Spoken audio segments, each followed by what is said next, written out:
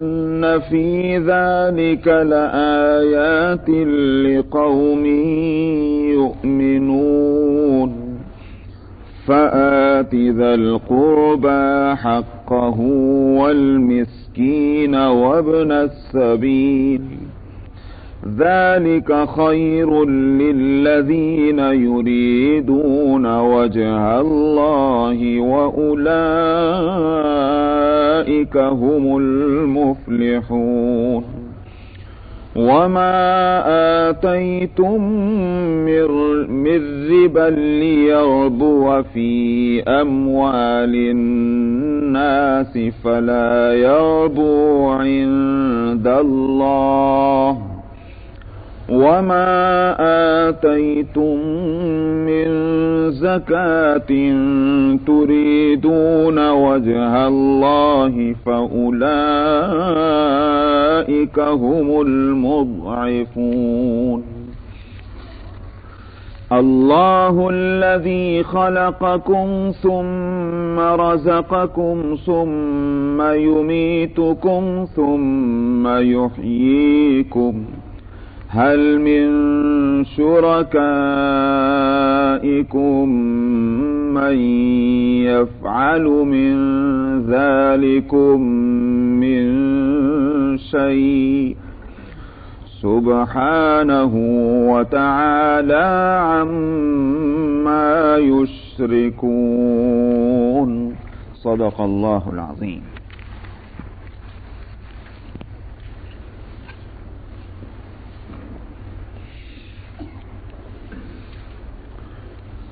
گزشتہ رکوع میں اللہ سبحانہ و تعالی کی جو نعمتیں انسان پر ہیں ان کو شمار کرایا گیا تھا، جس سے عقیدہ توحید کی تائید ہوتی ہے کہ یہ تمام نعمتیں جب اللہ سبحانہ و تعالی کی طرف سے ہیں اور اس میں کوئی بھی انسان شک نہیں کر سکتا کہ یہ اللہ کی نعمتیں ہیں، اور اللہ کی ہر نعمت اس کی ایک خاص صفت کا مظہر ہوتی ہے۔ مظہر کا مطلب یہ کہ اللہ کی صفت کا اظہار ہوتا ہے اس کی نعمت کے ذریعے سے۔ مثلا پیدائش کس کے ہاتھ میں ہے؟ اللہ کے۔ تو خالق ہونا یہ ایک صفت ہے، اس طرف اشارہ ہوگا خلق کے ذریعے سے۔ اسی طرح رزق کون دیتا ہے؟ ظاہر ہے کہ اللہ، اس لیے کہ اسباب اور سامان رزق کے اللہ نے پیدا کیے، تو اللہ کی جو صفت ہے رازق ہونا یا رزاق ہونا اس کی طرف اشارہ ہوگا۔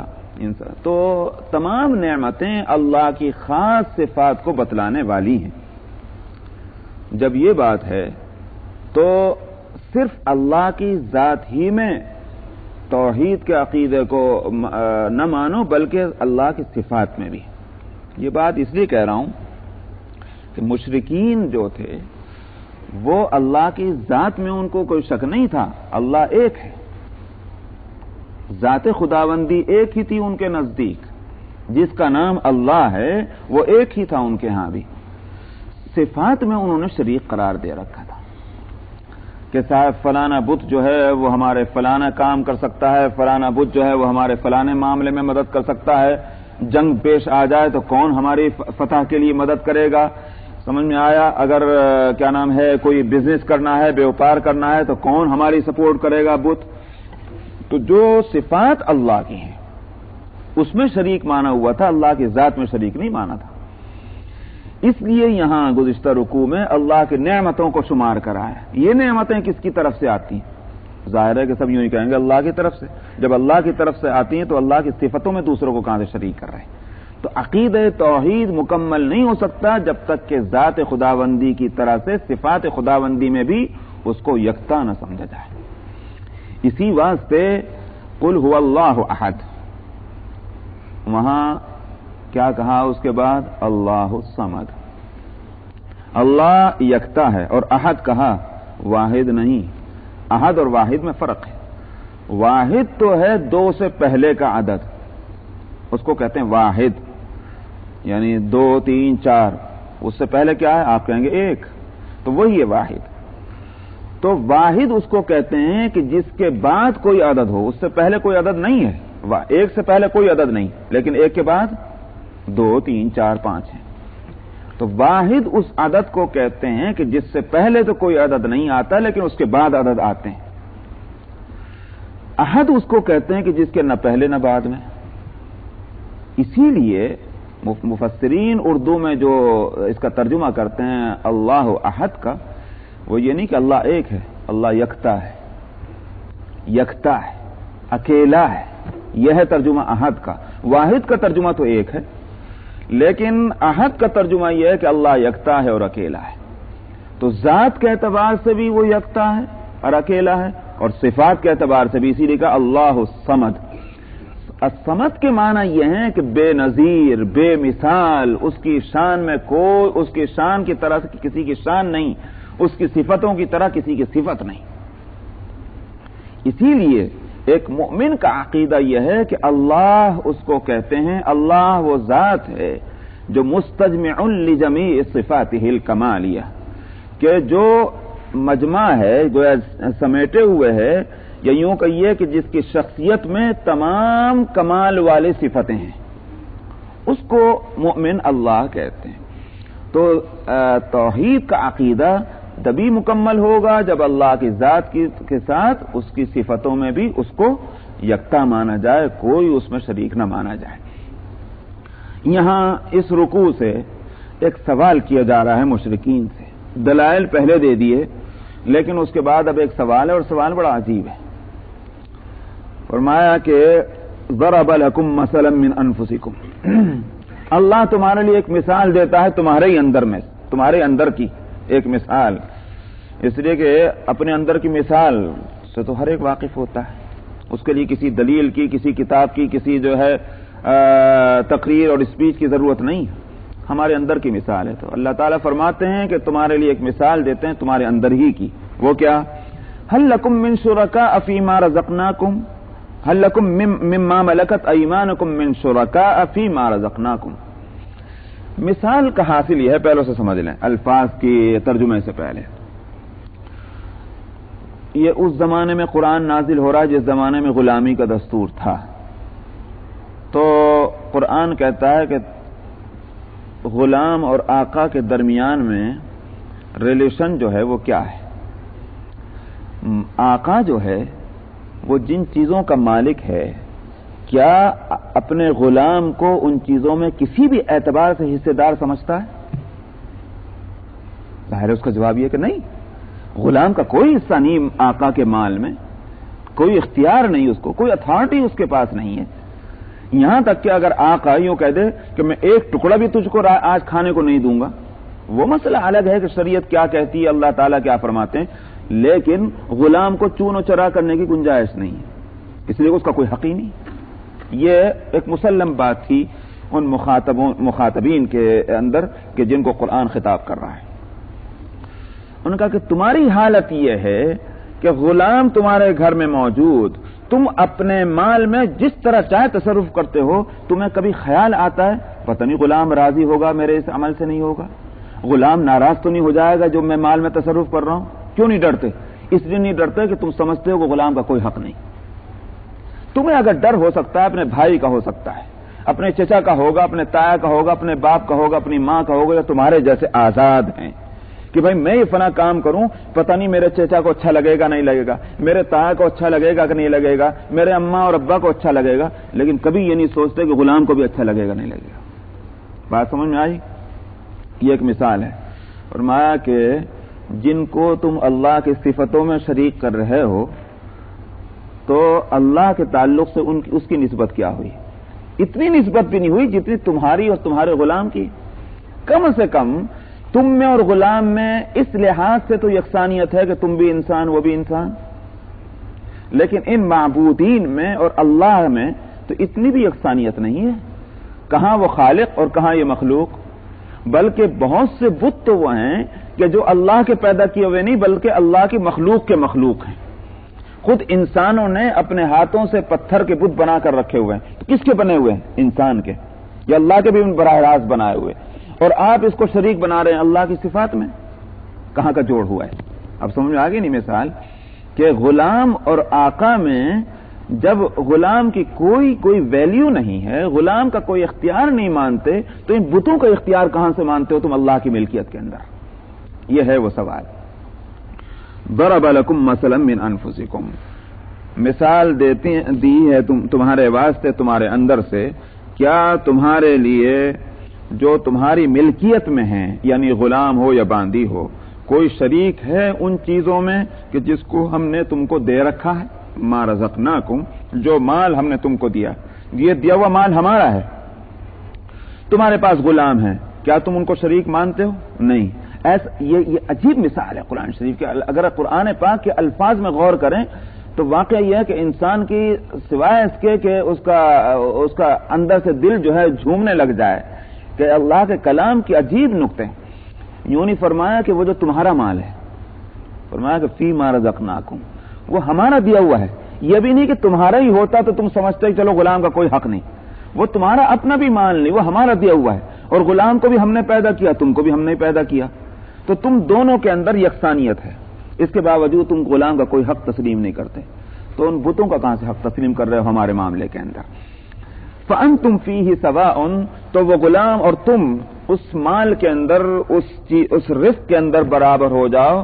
تخافونہم کخیفتکم انفسکم، کہ تم ان غلاموں سے بھی اس طرح ڈرو جس طرح تم اپنے جیسے انسانوں سے ڈرتے ہو، اپنے رشتہ داروں سے، آزاد انسانوں سے، تو ان سے جیسے ڈرتے ہو ایسا تم اس سے ڈرو، نہیں ڈرتے.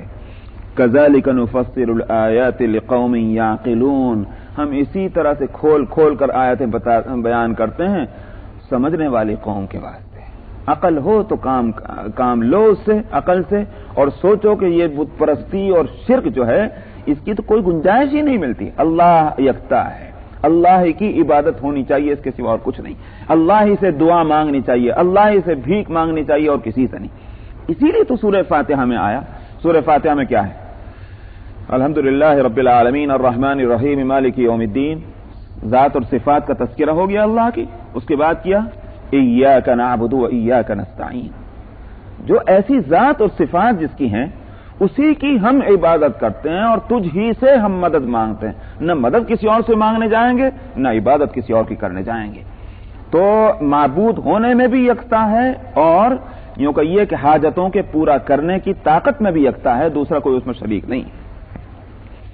بل اتبع الذین ظلموا اہواءہم بغیر علم، تو معلوم ہوا کہ عقل کے مطابق تو نہیں ہے ان کا عمل. پھر کیا ہے؟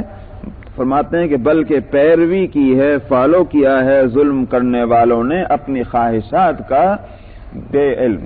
کوئی علمی، کوئی دلیل ان کے پاس نہیں، کوئی علم، کوئی نالج اس کے پیچھے نہیں ہے. گویا جہالت کے ساتھ یہ اپنی خواہشات کی پیروی کر رہے ہیں.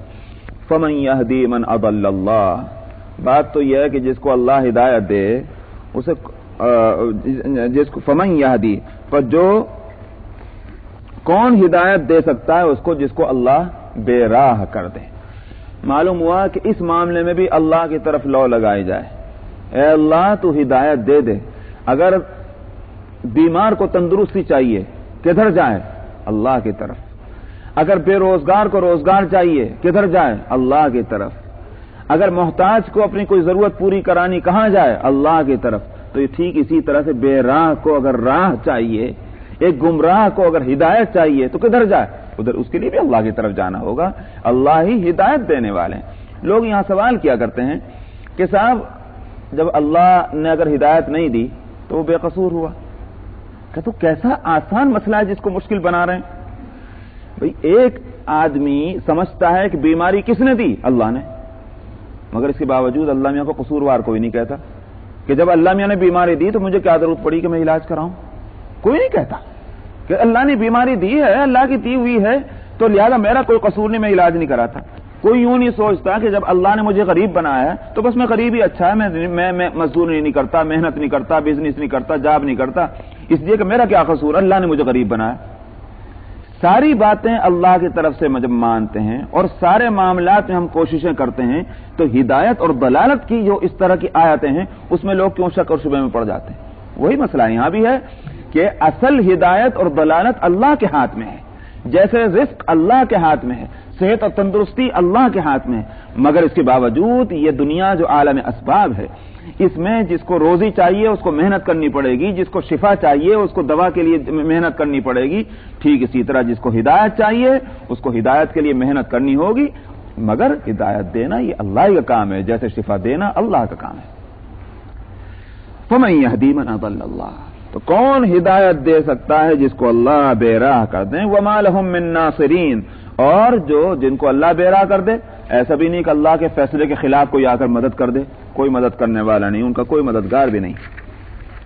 فَأَقِمْ وَجْهَكَ لِلدِّينِ حَنِيفًا، تو ہر مخاطب سن لے کہ اپنے آپ کو قائم رکھ کر لو دین کے لیے، کھڑا کر لو اپنے آپ کو دین کے واسطے یکسوئی کے ساتھ۔ یکسوئی کا کیا مطلب؟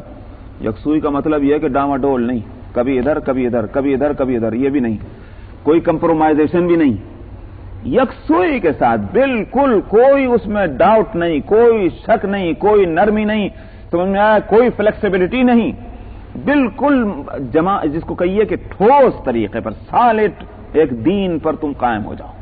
فَأَقِمْ وَجْهَكَ لِلدِّينِ حَنِيفًا فِطْرَةَ اللَّهِ الَّتِي فَطَرَ النَّاسَ عَلَيْهَا، اس لیے کہ یہ دین جو ہے یہ ٹھیک فطرت کے مطابق ہے، وہ فطرت کہ جس پر اللہ سبحانہ و تعالی نے سارے انسانوں کو پیدا کیا۔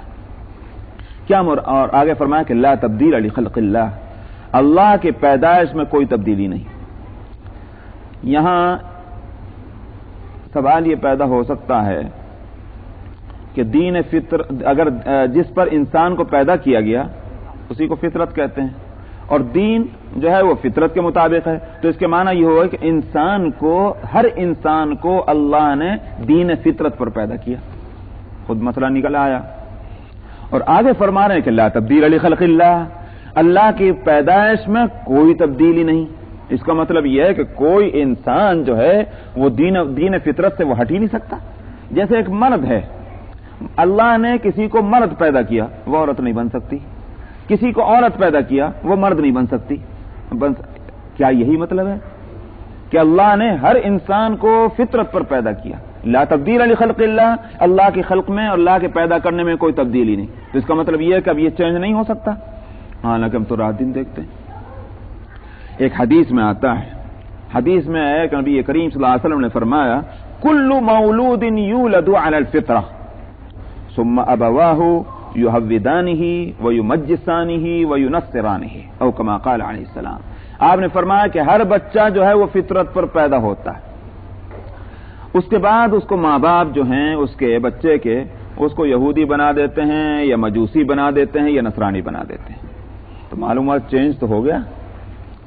اسی طرح سے ایک اور ہے واقعہ آپ کے سامنے آ چکا ہے 16ویں سپارے کے شروع میں سورہ کہف کے اندر، کہ حضرت خضر علیہ السلام حضرت موسیٰ علیہ السلام جہاں جا رہے تھے، وہ یاد ہوگا ایک واقعہ کہ ایک بچہ جو کھیل رہا تھا حضرت خضر علیہ السلام نے پکڑا اور دیوار سے دے مارا، اس کو جان نکل گئی۔ اس بچے کے تعلق سے یہ بات آتی حدیث میں کہ اس کی فطرت میں کفر تھا۔ تو یہ کیا چیز ہوئی؟ اللہ ہر بچے کو پیدا کرتا ہے فطرت پر، اور فطرت سے مراد ہے یہ دین اسلام اگر لیا جائے، اس لیے کہا گیا کہ فاقم وجهك للدین حنیفا فطرت اللہ التی فطر الناس علیہا۔ تو یہاں اگر دین فطرت سے مراد دین اسلام ہے تو اس کی فطرت میں کفر کہاں سے آیا؟ یہاں اصل میں دو باتیں ہیں، اس کو اگر سمجھ لیں تو آیت کا مطلب آسان ہو جاتا ہے، لا تبدیل لخلق اللہ جو فرمایا۔ اس فطرت کے دو معنی ہیں، ایک معنی تو ہے اسلام، یعنی ہر بچہ ہر انسان اسلام پر پیدا ہوتا ہے، تب تو یہ اشکال ہے جو میں نے کیا۔ ایک معنی ہے فطرت کے صلاحیت، حق کے پہچاننے کی صلاحیت، اس کو فطرت کہا گیا۔ اگر یہ معنی لیا جائے تو پھر کوئی اشکال نہیں۔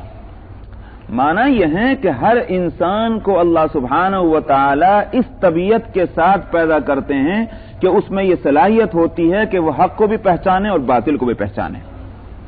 اسی کو سورہ شمس میں فرمایا کہ فَأَلْهَمَهَا فُجُورَهَا وَتَقْوَاهَا، اللہ تعالیٰ نے فسواہا کیا ہے والشمس وضحاها والسماء وما بناها والارض وما طحاها ونفس وما سواها فألهمها فجورها وتقواها.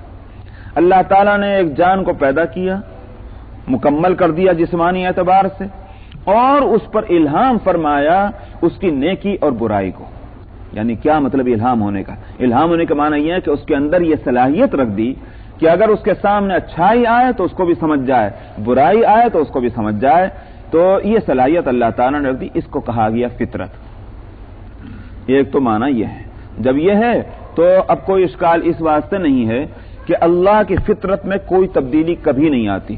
ماں باپ چاہے یہودی بنا دیں، چاہے نصرانی بنا دیں، چاہے عیسائی بنا دیں، لیکن وہ جو صلاحیت خدا داد اس کے اندر موجود ہے حق کو پہچاننے کی، وہ کبھی بھی نہیں بدلتی، وہ جوں کی توں باقی رہتی ہے. چنانچہ اگر وہ فطرت کبھی بھی کھلی فضا میں وہ کام کرنے لگ جائے اس انسان کی، اور ماحول کے وہ اثرات گھر کے ہوں یا باہر کے ہوں، اثرات جو ہیں وہ ختم ہو جائیں، تو یہ انسان پھر خدا کو پہچان سکتا ہے، پھر دین حق کو پہچان سکتا ہے، پھر صحیح راستے کو پہچان سکتا ہے. اگر وہ صلاحیت نہ ہو تو کہاں سے پہچانے؟ تو اگر فطرت کے معنی، اور اسی طرح سے وہ غلام خضر کا واقعہ کہ حضرت خضر علیہ السلام نے جس کو مارا تو اس کے اندر وہ صلاحیت تھی، ہدایت کی صلاحیت تھی، مگر ہاں آگے چل کر کے اللہ کے علم میں یہ بات تھی کہ اس صلاحیت کے اعتبار سے جو ہے یہ کام نہ کرے گا اور کفر کرے گا، یہ جو ماں باپ کے لیے پریشانی کا سبب ہوگا. خضر علیہ السلام نے اس کو پہلے ہی مار دیا تاکہ ماں باپ جو نیک ہیں ان کے لیے تکلیف دہ نہ بن جائے. ایک معنی تو یہ ہے. دوسرے معنی اگر ہم اسلام ہی کے لیں کہ ہر بچہ اسلام پر پیدا ہوتا ہے، تو پھر یہاں لا تبدیل لخلق اللہ جو ہیں اس کے معنی میں ہم تھوڑا سا تبدیلی کریں گے. کیا مطلب تبدیلی کرنے کے؟ کہ یوں کہیے کہ خبر تو دی گئی ہے مگر خبر کی صورت میں دراصل حکم دیا گیا ہے. لا تبدیل لخلق اللہ کے معنی یہ ہیں کہ تم تبدیل نہ کرو تم اللہ کی دی ہوئی فطرت کو، یعنی اسلام پر تم کو پیدا کیا گیا ہے، تم اس کو چینج مت کرو، اپنے کو اسلام ہی پر باقی رکھو. یہ حکم ہوا، خبر نہیں ہوئی بلکہ حکم ہوا. ہاں پیرایا اور تعبیر اس کی خبر کی ہو گئی. ایسا ہی ہے جیسے قرآن شریف میں دوسرے کا فرمایا لا اکراہ فی الدین، یہ بھی ایک خبر ہے کہ دین میں کوئی زور زبردستی نہیں. کیا مطلب؟ دین میں زور زبردستی نہ کرو، یعنی کسی کا گلا پکڑ کر یہ مت کہو کہ مسلمان ہو جا، یہ ایسا نہیں کریے. تو جیسے لا اکراہ فی الدین خبر ہے مگر مقصد کیا ہے؟ حکم دینا ہے، یہ کام مت کرو. ایسے ہی لا تبدیل لخلق اللہ ایک ہے خبر کہ اللہ کی پیدا کرنے میں کوئی تبدیلی نہیں ہے اللہ کی دی ہوئی بات میں. مطلب یہ ہے کہ تم اس کو مت چینج کرو. اللہ نے تم کو اسلام پر پیدا کیا ہے، تم اسلام ہی پر اپنے کو باقی رکھو. تم نہ یہودی بناؤ اپنے آپ کو، نہ نصرانی بناؤ، نہ مشرک بناؤ، نہ کافر بناؤ. ذالک الدین القیم، یہی دین قیم ہے، یعنی سیدھا دین جس میں کہیں ٹیڑھ میڑ نہیں ہے. ولیکن اکثر الناس لا یعلمون، اور لیکن اکثر لوگ جانتے نہیں. منیبین الیہ واتقوہ، اللہ کی طرف توجہ کرتے ہوئے اس کے دین پر قائم رہو. واتقوہ، اور اللہ سے ڈرتے رہو. اور اس اللہ سے ڈرتے رہنے کی عملی صورت کیا ہے؟ وَأَقِيمُوا الصَّلَاةَ، نماز قائم کرتے رہو. وَلَا تَكُونُوا مِنَ الْمُشْرِكِينَ، اور مشرکوں میں سے مت ہو. اس سے یہ بات بھی سمجھی گئی کہ اپنے ایمان اور اسلام کی سلامتی کے لیے اعمال تو بہت سے ہیں، لیکن خاص طور پر نماز جو ہے یہ اہم ترین عمل ہے ایمان اور اسلام کی سلامتی کے واسطے. سمجھ میں آیا؟ اسی لیے فرمایا کہ وَلَا تَكُونُوا مِنَ الْمُشْرِكِينَ. معلوم ہوا کہ جو نماز چھوڑے گا جان بوجھ کر اس کا ایمان اور اسلام خطرے میں آ جائے گا. کبھی بھی یہ آدمی جو ہے، ویسے اللہ کی توفیق پر ہے سارا معاملہ، لیکن یہ خطرے میں ہے. اس کا مطلب یہ ہے کبھی بھی اس کا پاؤں ڈگمگا سکتا ہے اور یہ کفر اور شرک کے اندر دیدہ اور دانستہ یا نادانستگی میں جا سکتا ہے. نادانستگی کے لفظ میں اس لیے بول رہا ہوں کہ بہت سے آدمی کو یہ پتہ ہی نہیں ہوتا کہ ہم سے کفر ہو گیا. بہت سے آدمیوں کو پتہ ہی نہیں چلتا کہ ہم سے شرک ہو گیا، حالانکہ ان سے کفر بھی ہو چکا ہے، ان سے شرک بھی ہو چکا ہے. اس لیے نادانستگی کے لفظ میں بول رہا ہوں. اللہ کو تو علم ہے. نماز کا چھوڑنے والا جو ہے اس سے اس طرح کے خطرے بہت ہیں. نماز کا قائم کرنے والا اس کے لیے خطرات کم ہو جاتے ہیں اس صورت میں. وَأَقِيمُوا الصَّلَاةَ وَلَا تَكُونُوا مِنَ الْمُشْرِكِينَ، نماز قائم کرو اور مشرکوں میں سے مت ہو۔ ایک تو بات یہ ہے۔ دوسری بات یہ ہے کہ ایمان جو ہے وہ ایک باطنی چیز ہے جو دل کے اندر ہے، اس کا اظہار کس صورت میں ہوتا ہے؟ ظاہر ہے کہ اس کا اظہار ہاتھ پاؤں کے عمل سے ہوتا ہے، جس کو اسلام کہتے ہیں۔ تو ایمان کی ظاہری صورت کا نام ہے اسلام، اندرونی صورت کو تو ایمان ہی کہتے ہیں، لیکن اس کی ظاہری شکل جو ہے اس کا نام ہے اسلام۔ دل میں ایمان ہوتا ہے، ہاتھ پاؤں پر اسلام ہوتا ہے۔ سمجھ میں آئی نہیں بات؟ آپ جو بھی عمل کرتے ہیں شریعت کے مطابق وہ کیسے کرتے ہیں؟ ہاتھ سے کرتے ہیں، ناک سے کرتے ہیں، آنکھ سے کرتے ہیں، بھئی ظاہر ہے کہ آپ کے بدن کے اعضاء سے ہوتا ہے، یہی اسلام ہے۔ تو اسلام تو ہے جسم کے اوپر اور ایمان ہے دل کے اندر۔ تو باطنی جو اس کا حصہ ہے، اندرونی، اس کو ایمان کہتے ہیں اور ظاہری حصے کو اسلام کہتے ہیں۔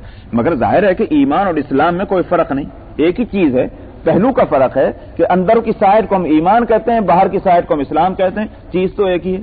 جیسے مثلا میرے ایک جسم ہے، یہ ایک، اس کو رائٹ کہیں گے، اس کو لیفٹ کہیں گے، لیکن یوں تو نہیں کہنے گے یہ دو الگ چیزیں ہیں، آپ کہیں گے یہ ایک ہی چیز ہے، اس کی سائڈز دو ہیں۔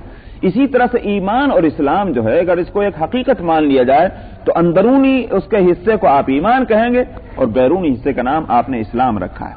جب یہ بات ہے تو اگر کوئی شخص اعمال نہ کرے اسلامی جس کو کہتے ہیں تو کیسے سمجھا جائے گا کہ اس کے اندر ایمان ہے؟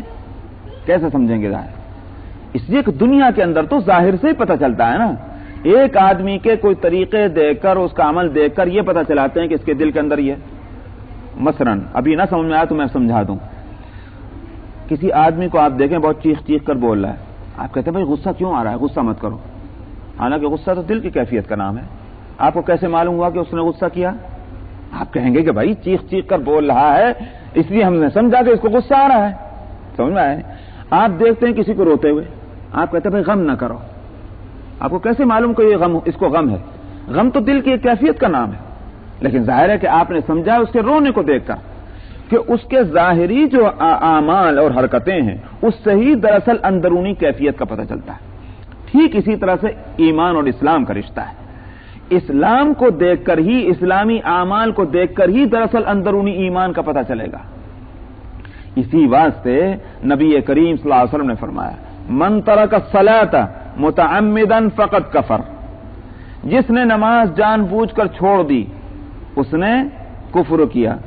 کیا مطلب ہوا؟ ظاہری طور پر تو کفر ہو ہی گیا، اس لیے کہ ایک مومن کا عمل ظاہری کیا ہونا چاہیے تھا؟ نماز پڑھے۔ ایک کافر کا عمل ظاہری کیا ہونا چاہیے تھا؟ نماز نہ پڑھے۔ سمجھ آئی نہیں بات؟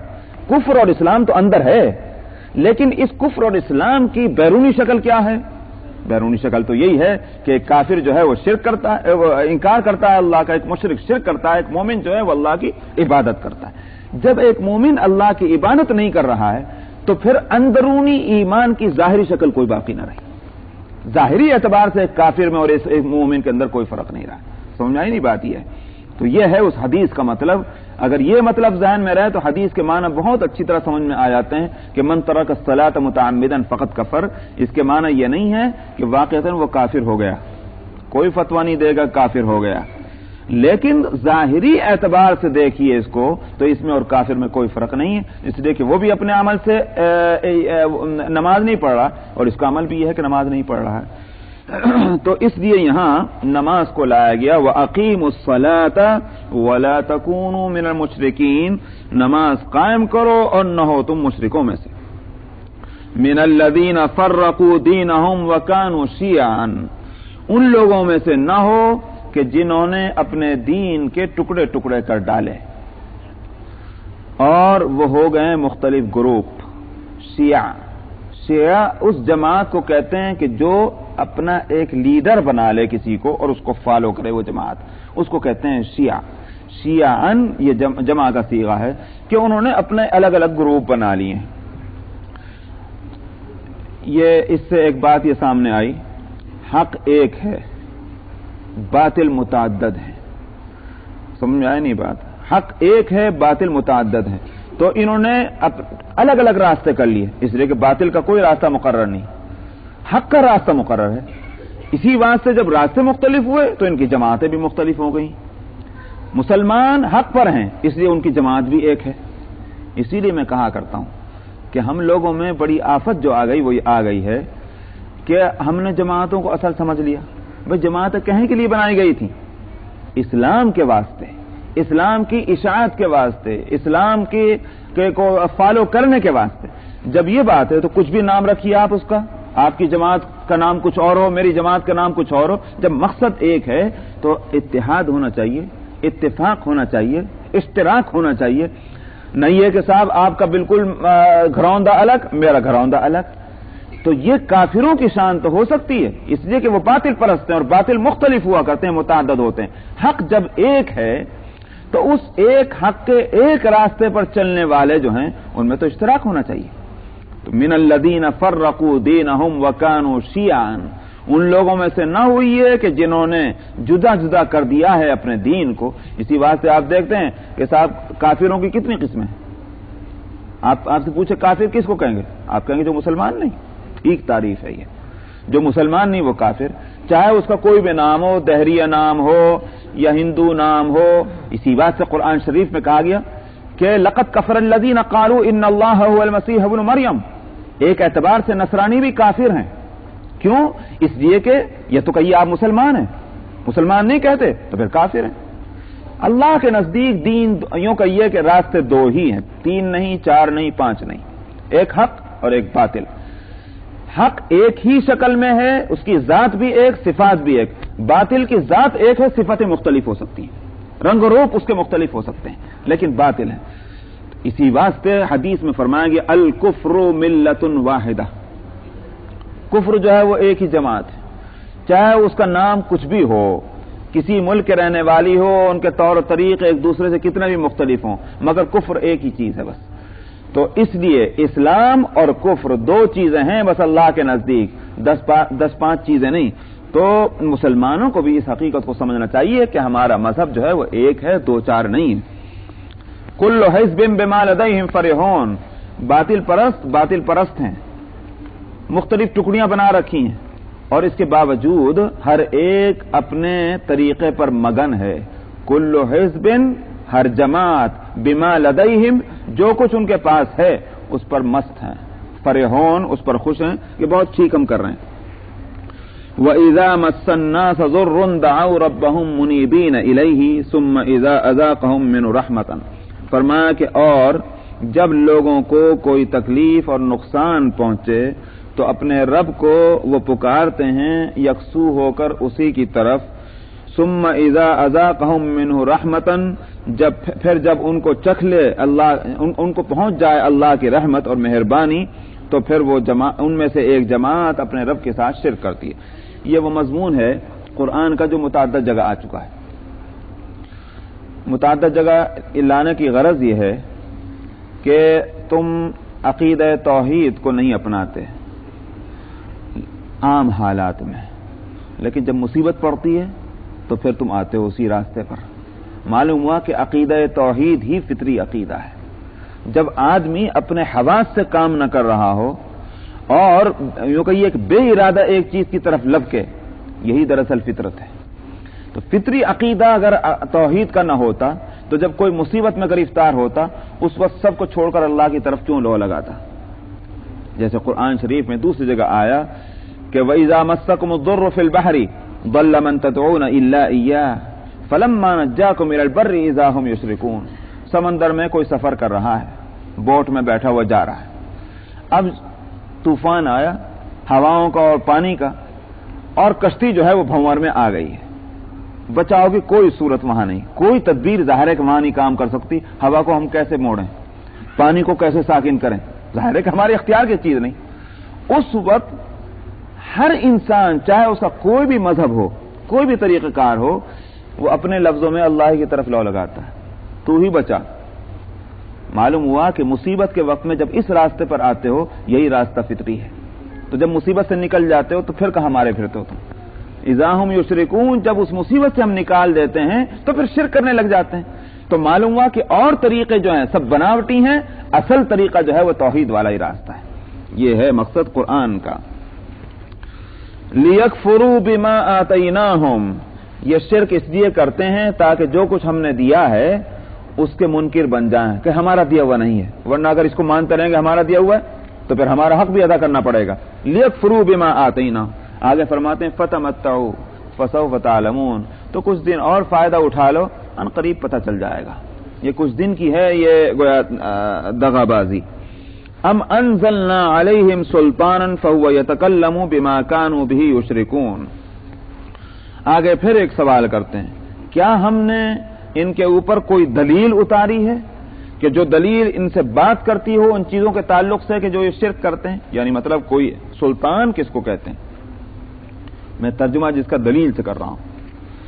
سلطان سلطہ سے بنا ہے، سلطہ، سلطتن کے معنی آتے ہیں غلبے کے، جو چیز غالب آ جاتی ہے اس کو کہتے ہیں سلطہ، غلبہ، قہر۔ سلطان کو، بادشاہ کو سلطان اسی واسطے کہتے ہیں کہ وہی تو غالب ہوتا ہے، اس پر کوئی غالب نہیں ہوتا اسٹیٹ کے اندر، اس ملک کے اندر، وہ سب سپر پاور اسی کے پاس ہوتی ہے، اسی لیے اس کو سلطان کہتے ہیں۔ سلطان قرآن کی زبان میں دلیل کو اس لیے کہا جاتا ہے کہ دلیل مضبوط وہ ہے کہ جس کو توڑا نہ جا سکے۔ دلیل کے سامنے سب جو ہیں وہ ہار مان جائیں جب دلیل سامنے آئے، ایسی دلیل کو سلطان کہا جاتا ہے۔ فرمایا کہ ام انزلنا علیہم سلطانا، کیا ہم نے ان پر کوئی ایسی مضبوط دلیل اتاری ہے کہ جو دلیل خود بات کرتی ہو؟ اس لیے کہ دلیل تو وہی ہے کہ جس کے واسطے کسی اور دلیل کی ضرورت نہیں، دلیل خود ہی بول رہی ہے اپنے کہ میں دلیل ہوں، فهو يتکلم، اور وہ دلیل خود بولتی ہو ان باتوں کے تعلق سے کہ جو یہ شرک کرتے ہیں۔ وَإِذَا أَذَقْنَا النَّاسَ رَحْمَةً فَرِحُوا بِهَا، یہاں سے مشرکین مکہ کی حالت بتلائی جا رہی ہے کہ جب ہم اپنی مہربانی کا مزہ چکھاتے ہیں لوگوں کو تو یہ بہت خوش ہو جاتے ہیں اس حالت میں۔ وَإِن تُصِبْهُمْ سَيِّئَةٌ بِمَا قَدَّمَتْ أَيْدِيهِمْ، اور جب ان کو کوئی برائی پہنچتی ہے ان کے اپنے اعمال کی خرابی کی وجہ سے، إِذَا هُمْ يَقْنَطُونَ، تو اس صورت میں یہ مایوس ہو جاتے ہیں۔ پہلی آیت میں تو یہ آیا تھا وَإِذَا مَسَّ النَّاسَ ضُرٌّ دَعَوْا رَبَّهُمْ مُنِيبِينَ، اس آیت کے اندر تو فرمایا تھا کہ جب مصیبت آتی ہے تو اللہ کی طرف لو لگاتے ہیں، اور جب ان کو کوئی نعمت ملتی ہے تو شرک کرنے لگ جاتے ہیں۔ یہاں فرمایا جب کوئی نعمت ملتی ہے تو مست ہوتے ہیں، اور جب کوئی مصیبت آتی ہے تو مایوس ہو جاتے ہیں۔ تو انسان کی مختلف حالتیں ہیں، مختلف حالتیں یہ ہوتی ہیں کہ مصیبت آتی ہے تو اللہ کی طرف لو لگاتا ہے، یہ بھی ایک حالت ہے۔ دوسری حالت کیا ہے؟ مصیبت آتی ہے تو اب کوئی امید اس کے دل میں باقی نہیں رہتی، بس اب مرا اب مرا اب مرا اب مرا۔ یہ دونوں حالتیں بری ہیں۔ اللہ سبحانہ و تعالی نے اہل ایمان کو جس حالت کے پیدا کرنے کی ہدایت دی وہ یہ کہ اپنے دل میں مایوسی کبھی مت لاؤ، امید اور خوف دونوں چیزیں ہر وقت اپنے دلوں میں قائم رکھو، اسی کا نام ایمان ہے۔ اسی واسطے قرآن شریف میں دوسرے کا فرمایا گیا قل یا عبادی الذین اسرفوا علی انفسہم لا تقنطوا من رحمت اللہ، آپ کہہ دیجئے کہ اے میرے وہ بندو کہ جنہوں نے گناہ کر کے اپنے اوپر زیادتی کر رکھی ہے، اللہ کی رحمتوں سے مایوس مت ہو۔ ایک گنہگار بھی اللہ کی رحمتوں سے مایوس نہیں ہو، یہ ہے ایک مومن کی شان۔ ایک بیمار کو بھی اللہ کی رحمتوں سے مایوس نہیں ہونا، ایک بھوکے کو بھی اللہ کی رحمت سے مایوس نہیں ہونا، ایک غریب کو بھی اللہ کی رحمت سے مایوس نہیں ہونا۔ تو مایوسی جو ہے وہ کفر ہے۔ اس لیے یہاں کافروں کی دونوں حالتوں کو بتلا دیا۔ کافروں کی ایک حالت تو یہ تھی کہ جب مصیبت آتی تو اللہ کی طرف لو لگاتے، مگر جب مصیبت ٹل جاتی تو پھر شرک کرتے، یہ بھی حالت تھی کافروں کی، یہ بھی قابل مذمت، اور یہ بات بھی قابل مذمت ہے کہ مصیبت آئے تو مایوس ہو جائیں۔ تو اس لیے دونوں میں ٹکراؤ نہیں، مختلف دو حالتیں ہیں کافروں کی، دونوں کا رد کرنا مقصود ہے۔